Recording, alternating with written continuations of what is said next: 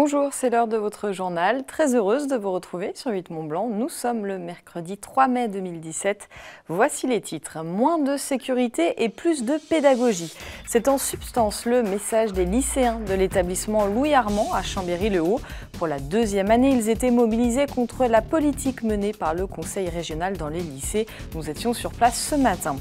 Et puis nous irons dans la vallée de Chamonix où de petits reporters se promènent micro à la main depuis quelques années déjà.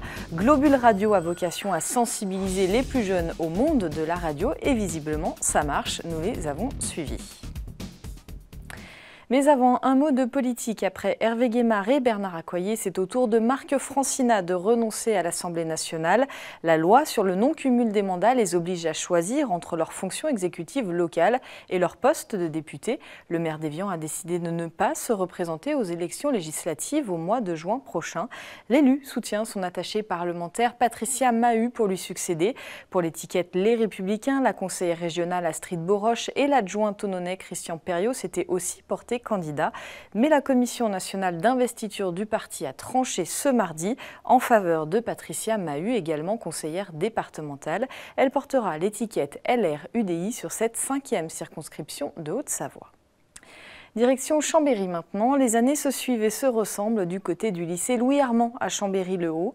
Un an après une première grosse mobilisation sociale lycéenne, un nouveau blocus a été mis en place ce mercredi matin devant les grilles de l'établissement pour protester contre la politique sécuritaire instaurée par Laurent Wauquiez, le président de la région Auvergne-Rhône-Alpes. Sébastien Germain était sur place ce matin. Mois après mois, le lycée Louis Armand de Chambéry-le-Haut est en passe de devenir un des lieux majeurs de la contestation anti-Laurent Wauquiez. Ce mercredi matin, alors que les épreuves orales du baccalauréat de français ont débuté, l'accès à l'établissement était filtré. Dans le collimateur des élèves contestataires, les budgets accordés à la politique jugée trop sécuritaire de la région, au détriment de la politique culturelle et des projets pédagogiques notamment. Il y a encore une politique sécuritaire importante de la part de la région, et du moins une pression qui est exercée sur les établissements pour mettre en place des infrastructures de sécurité dans les établissements scolaires. On nous demande de puiser sur le fonds de roulement pour financer des projets pédagogiques. On nous demande de continuer donc cette politique sécuritaire et à côté, tous les dossiers relatifs à la vie lycéenne, à la vie scolaire et aux projets culturels et pédagogiques menés dans l'établissement sont bloqués. C'est l'installation récente de 2 caméras de surveillance devant l'entrée principale du lycée qui semble être la provocation de trop pour ces lycéens en colère. D'ici à la rentrée de septembre prochain, les clôtures entourant le bâtiment seront rehaussées de 3 à 5 mètres et un portail automatique devrait voir le jour. Mais pour les élèves, le problème est ailleurs. Notre lycée est dans un état assez déplorable, alors qu'on aurait besoin d'argent pour rénover les locaux avec les fenêtres, les volets, etc.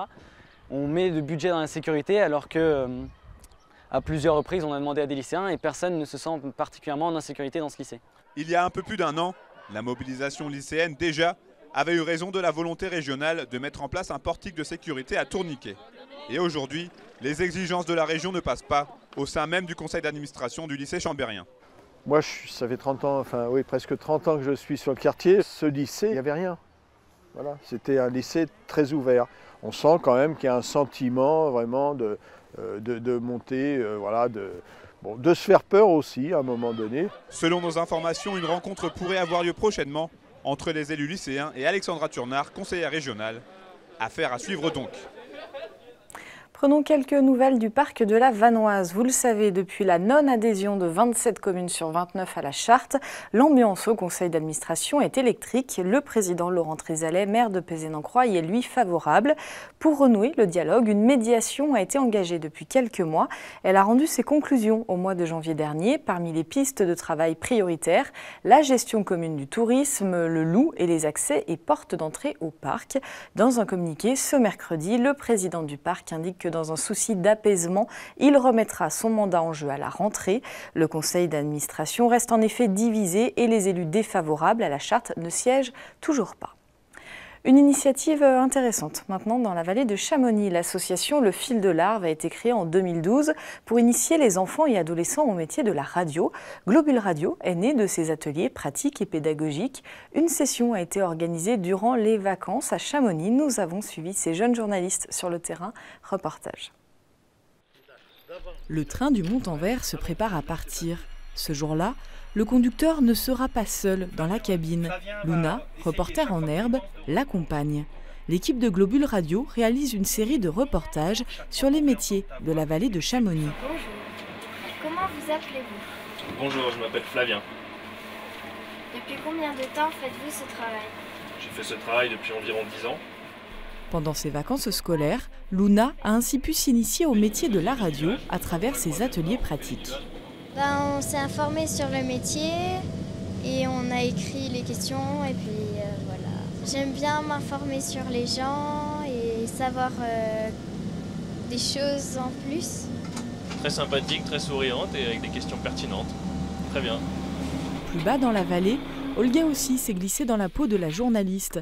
Elle se consacre aujourd'hui au métier administratif de la Compagnie du Mont-Blanc. Je viens d'interviewer une personne qui s'occupe du PC info et du PC de sécurité pour un peu tout ce qui est de la Compagnie du Mont-Blanc. Cette association est née en 2012 avec le projet un peu fou de créer une radio locale associative dans la vallée de Chamonix. Et surtout l'exemple du radiobus en Suisse, qui est un bus qui s'installe dans les collèges et qui propose des ateliers d'initiation aux médias pour les enfants. Le temps du reportage sur le terrain prend fin. Luna, Olga et les autres rentrent au studio. Au programme, le dérochage, la sélection des sons enregistrés dans la journée. Chaque enfant réalisera un petit reportage pour Globule Radio. Le monde des adultes baigne aujourd'hui dans un over-monde de médias à tous les niveaux, donc non seulement les médias audiovisuels classiques, mais les médias sociaux. Donc l'idée pour les habituer à ce qui se passe et à leur faire comprendre ce qui se cache derrière, c'est essayer de les habituer très jeunes à ce milieu et ensuite essayer de faire naître certaines vocations. Alors, si tu veux zoomer, regarde comment tu zoomes.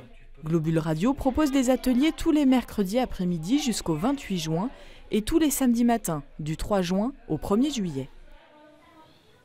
Et puisque l'on parle de l'éducation aux médias, quelques mots sur ce 3 mai, la journée mondiale de la liberté de la presse. Le Club de la presse des Pays de Savoie a décidé pour la première année d'organiser un événement pour l'occasion. Plusieurs artistes ont accepté de jouer gratuitement pour cette cause et un concert est organisé ce mercredi soir à Annecy, salle Pierre Lamy. À l'affiche, Monique Tréhard, Niskens, Barueco et Couleur Café. Cet après-midi, vous le voyez, ils étaient en pleine répétition. Rendez-vous est donné à 20h30, l'entrée est à 5 € et les bénéfices seront reversés à Reporters sans frontières. On écoute Barueco. Ça me paraît quand même un sujet crucial, là, d'une importance capitale en ce moment. Donc j'ai pas sourcillé, j'ai dit oui tout de suite. On vient avec nos chansons, c'est-à-dire ce qu'on sait faire le mieux. Et puis voilà, on le présente. Il se trouve que on a, je pense, dans les 4 artistes ou groupes qu'on est ce soir, il y a des messages dans les chansons, donc il n'y a rien à rajouter en fait. On n'est pas là pour faire de grands discours, mais juste mettre au service de cette cause ce qu'on sait faire de mieux. Il est arrivé hier soir sous une pluie battante. Le cirque Pinder s'est installé sur la place des Romains à Annecy. Cela faisait 2 ans qu'il ne s'était pas produit dans la ville. Et il est de retour avec un spectacle de 2 heures mêlant tradition et modernité. Au programme, entre autres, du trapèze volant, des numéros de dressage et l'incontournable clown. Les représentations commencent ce soir et finiront dimanche prochain. Frédéric Edelstein, directeur du cirque et dompteur de fauves, nous en dit plus sur les nouveautés au micro de Guillaume Lesquière. Tout est nouveau. Tout a été renouvelé, tout a été changé. Vous avez vu il y a 2 ans en arrière mes Lions Blancs qui faisaient leur premier pas sur la piste. C'était encore des adolescents, c'était de jeunes enfants. Là, ils ont grandi, ils ont 1 année de plus. Vous allez les découvrir dans un numéro qui est unique au monde. Ça ne s'est encore jamais réalisé, un groupe composé avec autant de Lions Blancs. Je suis le premier à présenter en spectacle un numéro avec 12 Lions Blancs magnifiques, comme vous avez pu les voir répéter tout à l'heure. Et j'en suis d'autant plus fier parce que vous savez que ces bêtes, à l'origine, étaient destinées en Afrique du Sud à se faire shooter et à se faire tirer dessus à bout portant pour 12 ou 15 000 €. C'est le prix que j'ai payé chacune de ces bêtes. Je les ai sauvées de ce business scandaleux de la chasse en Afrique du Sud et j'en ai fait des stars au cirque Pinder. C'est la fin de cette édition. Merci à toute l'équipe. Merci à vous de votre fidélité à l'info sur 8 Mont Blanc. Juste après ça, nos programmes continuent sur 8 Mont Blanc et sur 8montblanc.fr. Tout de suite, c'est Destination Montagne. Passez une très belle soirée. À demain.